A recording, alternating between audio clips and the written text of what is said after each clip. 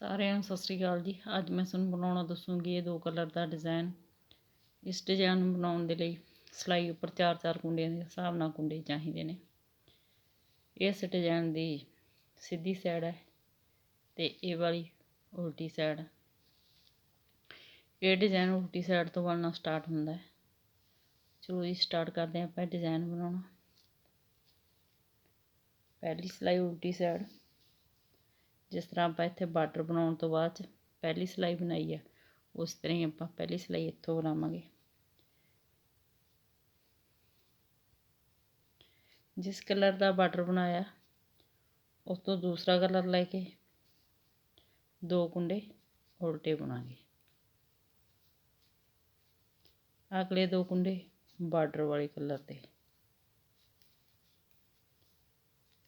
ਇਹ 4 ਕੁੰਡਿਆਂ ਨੂੰ ਬਾਰ-ਬਾਰ ਰਿਪੀਟ ਕਰਦੇ ਜਾਵਾਂਗੇ। 2 ਕੁੰਡੇ ਸੈਕਿੰਡ ਕਲਰ ਦੇ, 2 ਕੁੰਡੇ ਫਸਟ ਕਲਰ ਦੇ।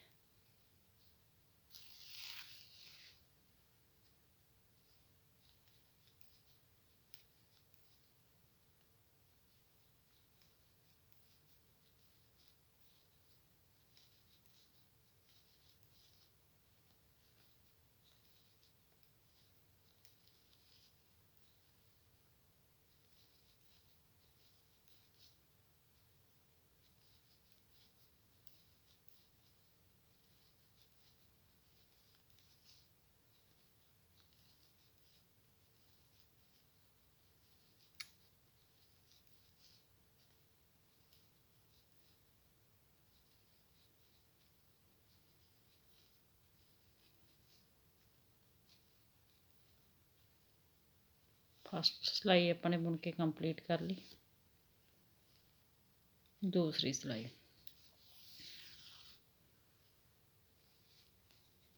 जिस कलर का आपने जे बॉर्डर बनाया उस कलर नाल जिहड़े कुंडे बनाए ने कुंडे आप सीधे बनांगे। सैकेंड कलर जिहड़ा लगाया उसका धागा अगे करांगे ते 2 कुंडे उल्टे बुनांगे। धागा दूसरी साइड, 2 कुंडे सीधे फस्ट कलर नाल, धागा अपनी साइड सैकेंड कलर का 2 कुंडे उल्टे। ये 4-4 कुंडियां नूं बार-बार रिपीट करते जावांगे। धागा बैक साइड, 2 कुंडे सीधे, धागा अपनी साइड 2 कुंडे उल्टे, धागा बैक साइड 2 कुंडे सीधे, धागा अपनी साइड 2 कुंडे उल्टे। सारी सिलाई इस तरह ही कंप्लीट करांगे।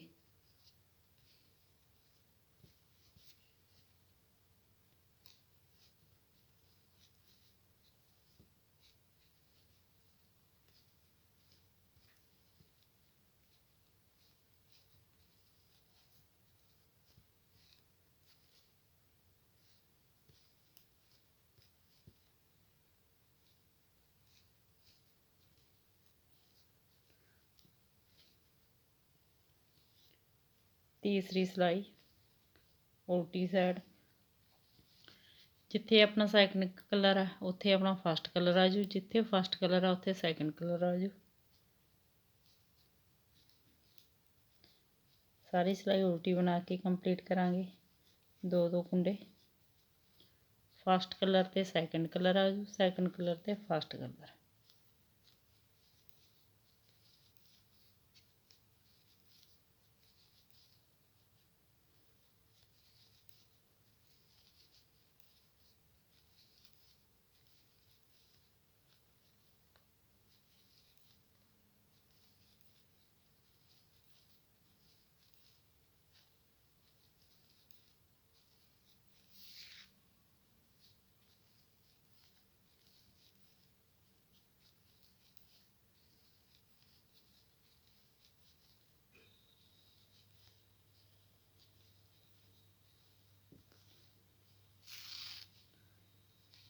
चौथी सिलाई सीधी साइड,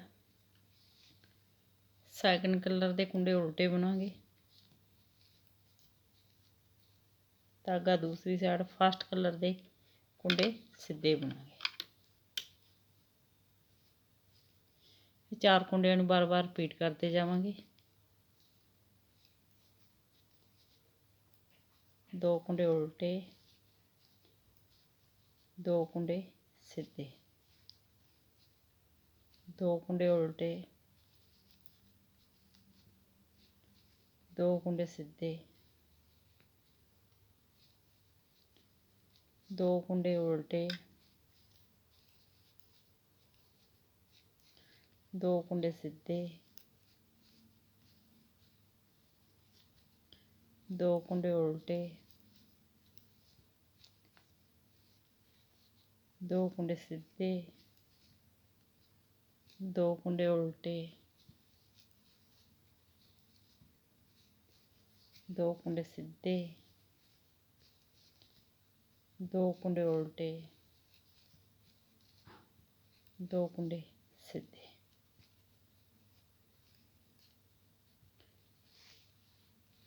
ਇਹਨਾਂ 4 ਸਲਾਈਆਂ ਨੂੰ ਬਾਰ-ਬਾਰ ਰਿਪੀਟ ਕਰਦੇ ਜਾਓ ਤੇ ਕਿਸਾਨ ਦਾ ਡਿਜ਼ਾਈਨ ਤਿਆਰ ਕਰਦੇ ਜਾਓ। ਵੀਡੀਓ ਨੂੰ ਲਾਈਕ, ਸ਼ੇਅਰ ਔਰ ਚੈਨਲ ਨੂੰ ਸਬਸਕ੍ਰਾਈਬ ਜ਼ਰੂਰ ਕਰਿਓ ਜੀ। Thank you.